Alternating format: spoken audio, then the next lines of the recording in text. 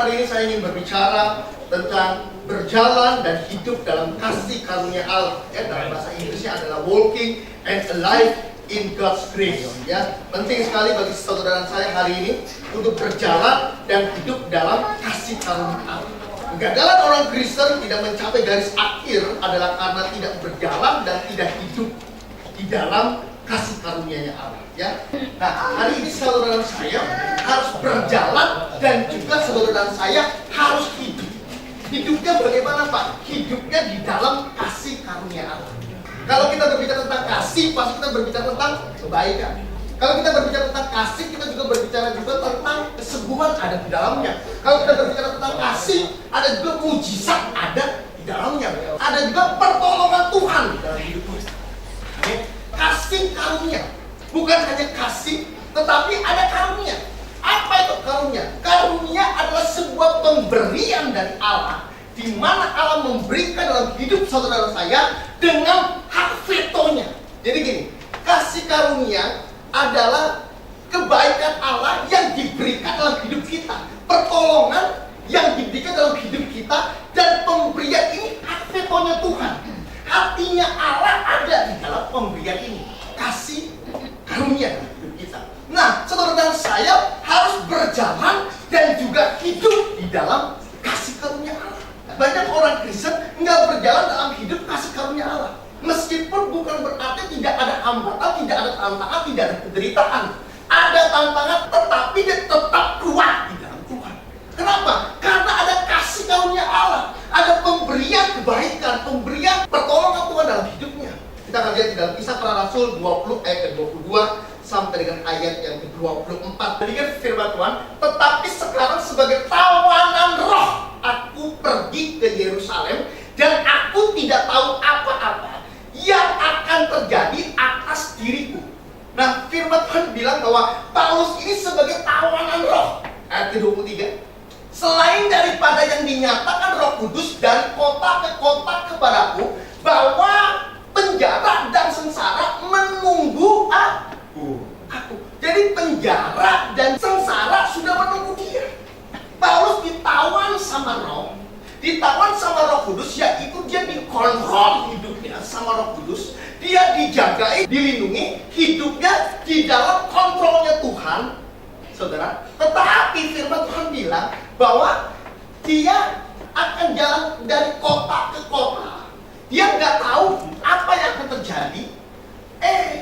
Penjara dan sengsara udah nunggu dia. Coba ayat 24. Tapi aku tidak menghiraukan nyawaku sedikit pun, asal saja aku mencapai garis akhir. Akan bersama-sama dengan saya garis akhir. Saudara saya harus mencapai sebuah garis akhir dan menyelesaikan pelayanan yang ditugaskan oleh Tuhan Yesus kepadaku untuk memberikan kesaksian tentang kasih karunia Allah. Jadi Paulus dia hidup dalam kasih karunia Allah. Paulus menjadi tawanan roh, tidak tahu apa yang akan terjadi. Jadi kalau menurut saya maaf, kalau ada peramal berarti peramal lebih hebat dari Paulus. Ini Paulus ini ditawan sama roh, dikontrol hidupnya sama roh, pasti hidupnya dia connecting dengan Tuhan. Kalau ada peramal bilang bahwa tahu tidak bahwa kamu nanti akan jadi bos, menurut saya bohong. Paulus menjadi tawanan roh, tidak tahu apa yang akan terjadi. Paulus tahu dia akan dipenjara? Tidak tahu. Tidak tahu. Paulus tahu nggak? Dia akan sengsara. Berulang-ulang kali dia bilang, aku telanjang, makan juga susah. Paulus di ayat ke-24, aku harus mencapai garis akhir seperti yang ditugaskan Tuhan dalam hidup kita. Amin. Hari ini mungkin Anda bilang, Pak, kalau hidup dalam kasih karunia enak loh. Oh maaf, hidup di dalam kasih karunia Allah adalah Anda sudah menyerahkan all out untuk Tuhan. Ketika Anda sudah menyerahkan all out untuk Tuhan, Anda hidup dalam kasih karunia Allah yang luar biasa. Enggak mudah. Dan berulang-ulang kali Paulus punya sebuah kelemahan yang luar biasa. 3 kali berseru, Tuhan gak jawab. Jawabnya cuma satu, cukup kasih karuniaku. Ini sulit. Pak, anak saya sakit Pak. Saya udah berdoa, berpuasa, tapi kenapa Tuhan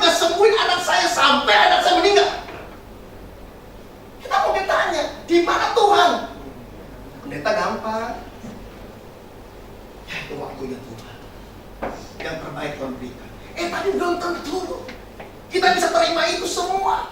Kalau kita nggak hidup di dalam kasih karunia Allah, nggak mungkin bisa. Tadi saya menangis di depan sana, bukan gara-gara usia saya bertambah, tidak. Tahun 2018, kalau nggak salah tanggal 7 atau tanggal 8, saya lupa. Mama saya meninggal Maret. Sebelumnya tanggal 1 kita bersuka cita. Wow, praise the Lord, luar biasa. Selasanya, saudara saya masih ingat sekali, mama saya komsel. Dan mama saya makan apa? Lontong kagomeng. Rabunya tidak ada. Kondisinya tidak. Anda tahu tidak bahwa saya berdoa udah kayak orang gila. Dengan seluruh apa yang saya punya dalam hidup saya. Dan akhirnya di rumah sakit saya berdoa untuk bangkitin mama saya. Gak berhasil. Kecewa gak saya? Saya kecewa, saya nangis di depan peti mati. Saya tahu mama saya sudah ada di sorga, tapi saya kecewa sama Tuhan. Mengapa? Karena di tahun 2014 saya pernah bangkit itu orang mati. Orang yang benar-benar sudah mati, bukan mati suri. Tapi di 2018, orang tua saya sendiri, mama saya nggak bangkit. Bisa terima? Susah. Saudara, saya pernah kehilangan duit 250 juta. Satu Honda Jazz. Nggak pernah lupa saya. Tahun lalu 20 juta, 22 juta. Dengan mudah sekali. Saya transfer, nipu orangnya. Sampai hari ini, udah nggak tahu ada di mana. Kemarin barusan 5 juta. Anda bilang saya kurang berdoa, oh enggak, saya berdoa. Kok Bang bisa kena tipu klien? Maka itu, saya juga bilang bahwa Tuhan kenapa Tuhan izinkan ini? Anda juga mungkin bilang bahwa Pak, kenapa Pak Tuhan izinkan ini Pak? Harus anak saya yang meninggal. Saya kan bisa jawab juga. Tapi suatu hari nanti, kalau Anda hidup dalam kasih karunia Allah, Tuhan pasti akan tahu. Amin. Saya nggak tahu. Kenapa itu saya nggak tahu. Banyak pertanyaan-pertanyaan hari ini yang kita nggak bisa jawab. Paulus pun sama. Hari ini nggak bisa jawab dia. Tapi suatu hari nanti, saya nggak tahu kapan, Tuhan jawab itu semua. Dia di penjara, dia sengsara. Ditulis dalam firman, dia harus mengalami. Nggak enak-enakan Paulus. Amin. Hari ini yuk, kalau engkau hidup dalam kasih karunia Allah, engkau akan tahu Tuhan ini jagain saya di hidup saya. Tetap percaya. Jawabannya bagaimana Pak? Jawabannya belum ada, tapi akan ada nanti. Amin. Mengapa? Karena dia Alfa dan Omega. Dia ada di awal dan dia ada di akhir. Ini yang saya percayai. Kemarin saya makan Frankfurter, sosis yang sangat besar sekali itu. Saya makan, saudara. Tahu tidak, Frankfurter itu pernah saya coba. Terpuruk dan dia bilang, Pak Andi kenapa? Saya punya Alphard 4. Dia punya rumah udah, maaf, nggak terhingga, habis semua. Dan dia ketemu sama saya di tengah keluarga saya. Selesai doa, dia bilang, Andi, tahu nggak? Sekarang saya bukan punya mobil, tapi saya minus 4. Saya masih ada utang piutang, motor untuk ini yang saya punya, rumah kontrak 30 juta. Saya belum lunasin, masih sisa 5 juta. Tanya sama saya, Pak, kenapa saya seperti ini? Waktu saya jaya, waktu saya punya semuanya, saya bukan tidak kasih buat gereja, saya kasih buat gereja. Saya bukan nggak ke gereja, saya memuji penyembah Tuhan. Bahkan outlet yang saya pegang sendiri, minggu libur. Anda bisa jawab? Ya udah Pak, sabar Pak. Waktunya Tuhan akan membangkitkan kembali. Nggak mudah tapi, amin. Nggak mudah, ngomongnya mudah. Tapi kalau Anda hidup dalam kasih karunia Allah, kita tahu ini semua adalah pemberian dari Tuhan. Amin. Kalau pemberian dari Tuhan, berarti suatu hari nanti kita nggak tahu kapan semuanya akan diambil. Anda yang punya jas baru, baju baru, akan everlasting. Oh maaf, Anda punya rambut yang tidak pernah everlasting, bisa bohong. Dulu rambut saya hitam, Sekarang kalau dilihat ini, gak ada yang everlasting, gak ada yang hitam tetap hitam. Amin. Dan tidak ada yang hidup sampai selama-lamanya. Kalau ada hidup dalam kasih karunia Allah, Anda freedom. Paulus hidup di dalam kasih karunia Allah. Coba kita lihat ya. 1 Korintus 4 ayat yang ke-10. Kami bodoh oleh karena Kristus, tetapi kamu arif dalam Kristus. Bayangin, Paulus itu luar biasa. Kamu tuh orang hebat yang luar biasa. Saya mau bodoh. Kami lemah tetapi kamu kuat. Kamu mulia tetapi kami hina. Ayat ke-11. Sampai pada saat ini kami lapar, haus, telanjang, dipukul, dan hidup mengembara. Bayangin, Paulus itu telanjang, lapar, haus, dipukul, dan hidupnya nggak menentu. Orang mengembara nggak punya rumah. Kenapa? Hidupnya kadang dia menclok di Jakarta Selatan, kadang dia mentok di Depok, kadang lagi dia di Bekasi. Ini yang dilakukan sama Paulus. Hidupnya menderita dari rumah ke rumah, dari area ke area. Kami melakukan pekerjaan tangan yang berat. Kalau kami dimaki, kami memberkati. Ini luar biasa. Paulus, kamu tuh begini, kamu tuh begini. Terima kasih, Tuhan harus memberkati. Kita saja. Ini hebat, luar biasa. Orang yang gak hidup dalam kasih karunia gak bisa. Kalau memaki, pas dibaki. Enak, ya kamu nyenggol mobil saya. Ganti rugi kamu. Kalau Paulus enggak. Pas disenggol, Paulus buka kaca.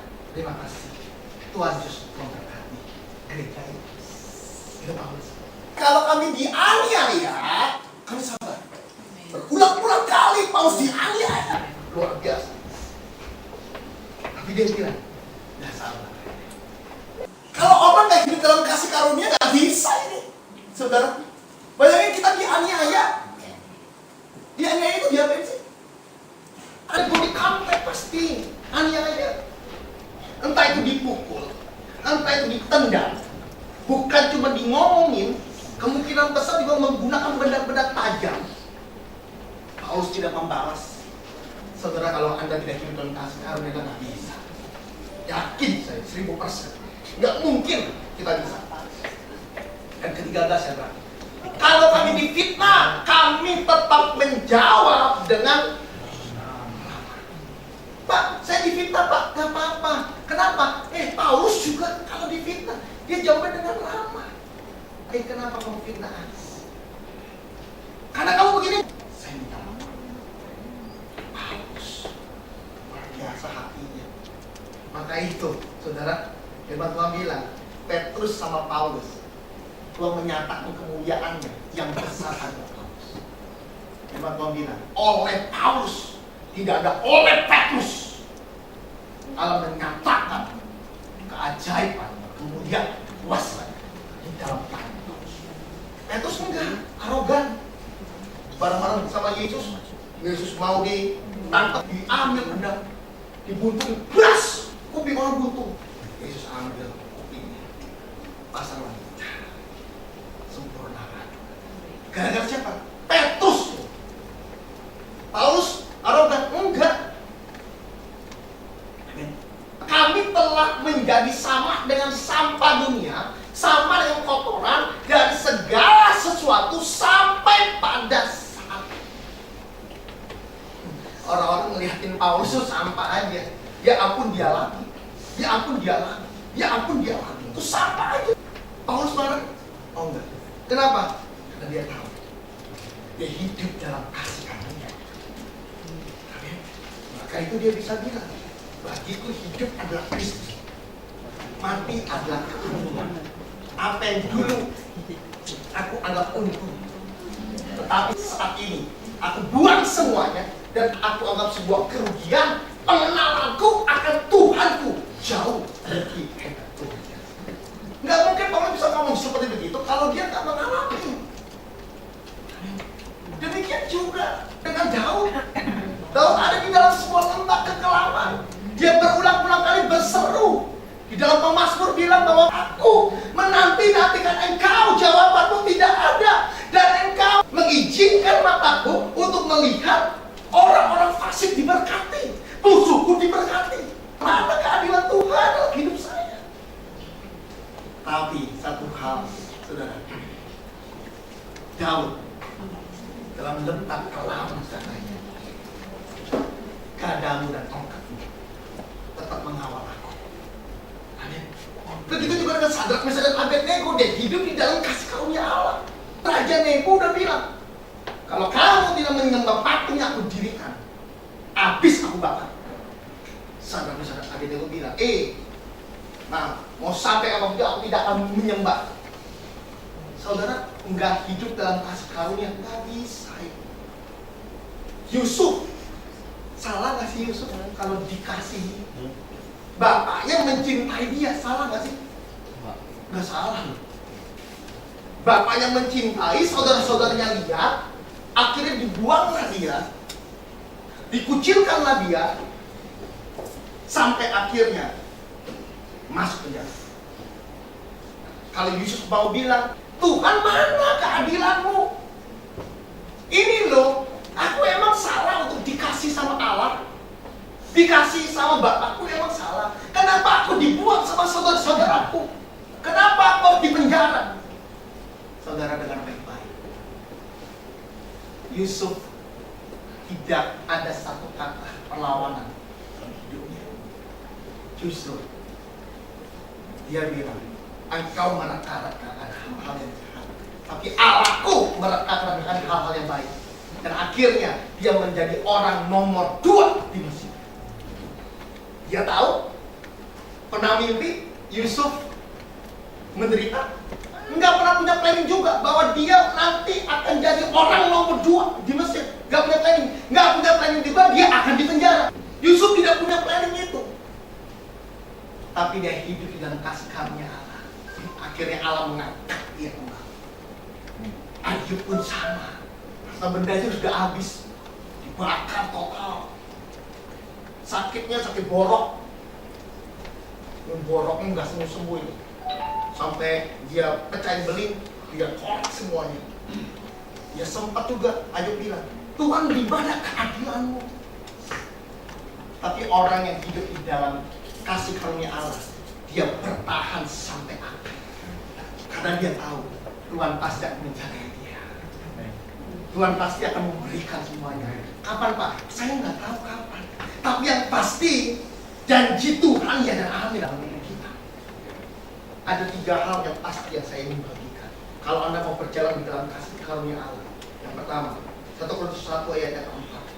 Demikian firman Tuhan, aku senantiasa mengucap syukur kepada Allahku karena kamu atas kasih karunia Allah yang dianugerahkannya kepada kamu di dalam Kristus. Nah, Paulus bilang bahwa aku senantiasa mengucap syukur kepada Allahku.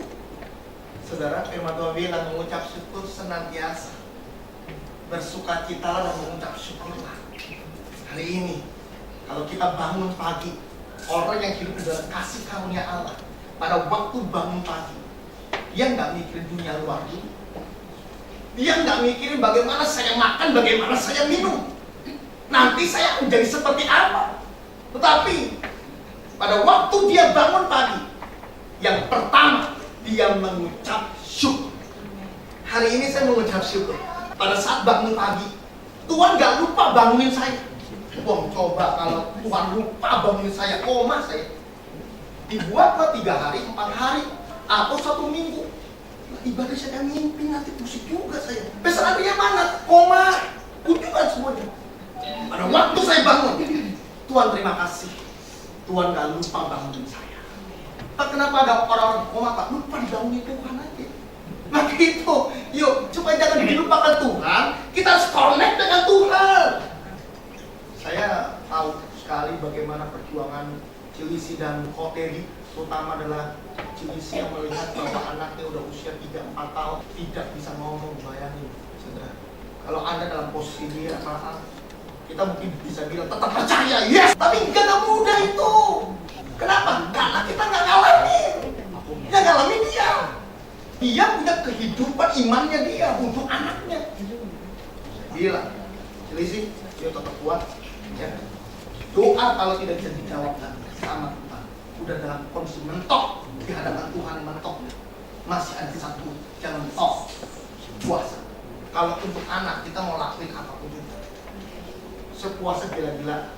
Saya mungkin puasa, saya nggak mau makan sampai anak saya bisa ngomong. Nggak mudah, saudara. Perjalanan iman dalam hidup kita. Amin. Kalau nggak dalam kasih karunia nggak bisa.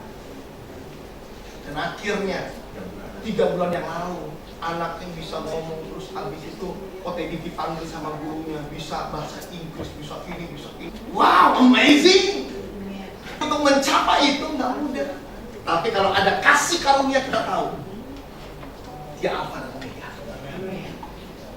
Dia yang awal dan dia yang akhir. Mengucap syukur hari ini. Saya pernah hitung, saudara. Ketika saya sempurna seperti hari ini, saya setting 1 miliar minimal. Saya nggak tanggung jantung, saya nggak bypass jantung, saya nggak giring jantungnya, ginjal, gagal ginjal dua-duanya mahal. Apalagi hati Anda, transplant hati 2 miliar. Saudara, kalau kita hari ini sehat, Anda setting 1 miliar. Bilang sama Tuhan, Tuhan terima kasih. Hari ini Anda masih bisa berjalan. Anda setting minimal 300.000. Kenapa? Sekali fisioterapi orang lumpuh, stroke 280.000. Dan itu 1 minggu harus 3 kali. Berarti Anda udah setting 1 juta. Bayangin tuh kalau Anda lengkapin semuanya. 1 miliar Tuhan kasih. Ayo hari ini mengucap syukur. Lagi ini luar biasa. Ada sakit asam urat yang aneh. Dia bilang sama saya, kalau saya berdiri lama nggak kuat. Tapi kalau berdiri di atas mimbar, nyanyi 10 rambut tarik om, langsung. Nggak ada yang namanya asam urat.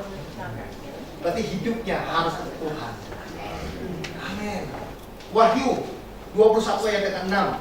Berikan firman Tuhan. Firman-Nya lagi kepadaku, semuanya telah terjadi. Udah terjadi? Yes, semuanya sudah terjadi. Ya, aku adalah Alfa dan Omega. Yang artinya yang awal dan yang akhir. Firman Tuhan bilang bahwa semuanya sudah terjadi.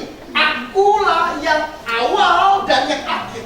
Dari awal sampai pada akhir hidupmu, dia tahu. Bahkan hari ini dia juga tahu di tahun 2021 engkau akan jadi seperti apa. Dari 2020 dia tahu semuanya. Di tahun 2021, 2022, 2023, 2050 pun dia sudah ada di akhir. Dan firman Tuhan bilang, semuanya sudah selesai. Berarti Tuhan sudah menyelesaikan dalam hidup kita. Dia tahu dalam hidup kita. Pada waktu kita menderita, dia tahu. Pada waktu kita hari ini dikucilkan, dia tahu. Pada waktu hari ini kita dikhianati, dia tahu. Kita sakit, dia tahu. Kita menderita, dia tahu. Kita perlu tetesan air mata pun dia tahu. Dia Alfa dan Omega.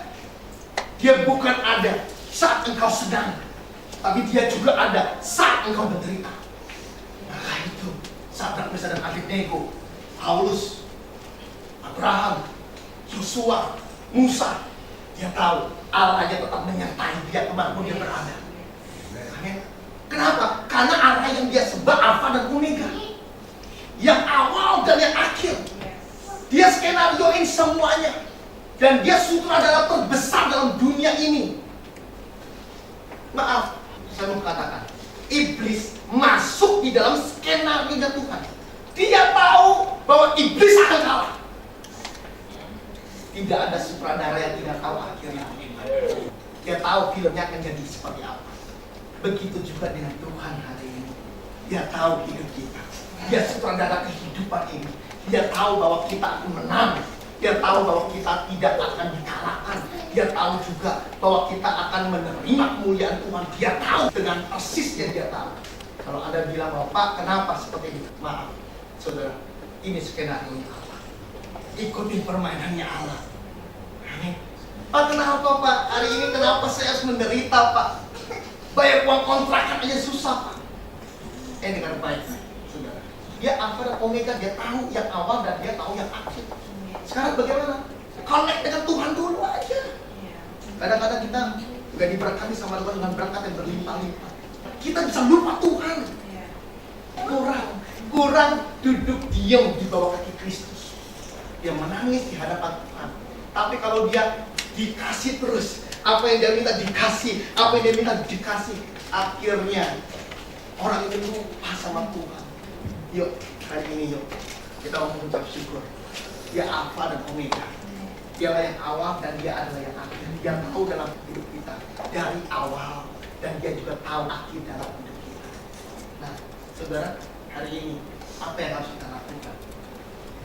Yohanes 21 ayat ke-15 sampai ayat ke-18. Sesudah sarapan, Yesus berkata kepada Simon Petrus, "Simon anak Yohanes, apakah engkau mengasihi aku lebih daripada mereka ini?" Jawab Petrus kepadanya, "Benar Tuhan, engkau tahu bahwa aku mengasihi engkau." Kata Yesus kepadanya, "Gembalakanlah domba-domba." Ayat yang selanjutnya, kata Yesus pula kepada Simon untuk yang kedua kalinya, "Simon anak Yohanes, apakah engkau mengasihi aku?" Jawab Petrus kepadanya, "Benar Tuhan, engkau tahu bahwa aku mengasihi engkau." Kata Yesus kepadanya, "Gembalakanlah domba-domba." Kata Yesus kepadanya untuk ketiga kalinya, "Simon anak Yohanes, apakah engkau mengasihi aku?" Maka sedih hati Petrus karena Yesus berkata untuk ketiga kalinya, "Apakah engkau mengasihi aku?" Dan ia berkata kepadanya, "Tuhan, engkau tahu segala sesuatu. Engkau tahu bahwa aku mengasihi engkau." Kata Yesus kepadanya, "Gembalakanlah domba-dombaku. Aku berkata kepadamu, sesungguhnya ketika engkau masih muda, engkau mengikat pinggangmu sendiri dan engkau berjalan kemana saja engkau kehendaki. Tetapi jika engkau sudah menjadi tua, engkau akan mengulurkan tanganmu dan orang lain akan mengikat engkau dan membawa engkau ke tempat yang tidak kau kehendaki." Sebenarnya adalah satu kisah yang luar biasa. Simon diperhadapkan dengan Yesus dengan pertanyaan cuma satu, "Simon, apakah engkau mengasihi aku?" Simon bilang, "Aku mengasihi engkau." Dibalikin lagi, "Apakah engkau mengasihi aku?" "Aku mengasihi engkau Tuhan." "Apakah engkau mengasihi aku?" "Aku mengasihi engkau Tuhan." Kata kasihnya berbeda. Phileo dengan agape. Yang Tuhan mau agape. Kasihnya tanpa batas dalam hidup kita. Kalau kita nolong orang, nolongnya harus tanpa batas dalam hidup kita. Amin. Kita nolong jangan pakai syarat. "Pak, karena dia baik, Pak, saya tolong. Pak. Dia mau baik, dia mau tidak baik, Anda harus tolong dia." Dan firman Tuhan bilang, "Gembalakanlah domba-domba." Kalau kita mengasihi Tuhan hari ini, yuk gembalakan domba-dombanya Tuhan di dalam hidup kita. Bukan saya sebagai hamba Tuhan. No. Ayo kita saling mengembalakan. Yang sudah masuk dalam gereja lebih dulu, kita mau juga mengembalakan domba-domba yang lain yang masih ada di luar sana, dan mengembalakannya dengan kasih karunia. Amin. Yuk, firman Tuhan bilang, selagi masih siang bekerja. Kalau sudah datangnya malam, Anda harus bekerja. Setiap saya mengangkat perjamuan kudus, Tuhan katakan, "Andri, lanjutkan semuanya." Amin. Ayo hidup dalam kasih karunia Allah, apapun Anda bisa lalui semuanya. Amin. Tetap percaya, tetap kita berharap sama Dia, meskipun kita belum lihat, tapi kita tahu di luar sana ada hal-hal yang baik yang Tuhan sediakan di dalam hidup kita. Dia Alfa dan Omega, Dia lagi awal dan Dia adalah yang akhir dalam hidup kita. Dia tahu dalam kehidupanmu, dan hari ini Dia mau tolong engkau dalam kehidupan. Tuhan Yesus memberkati. Amin. Puji Tuhan.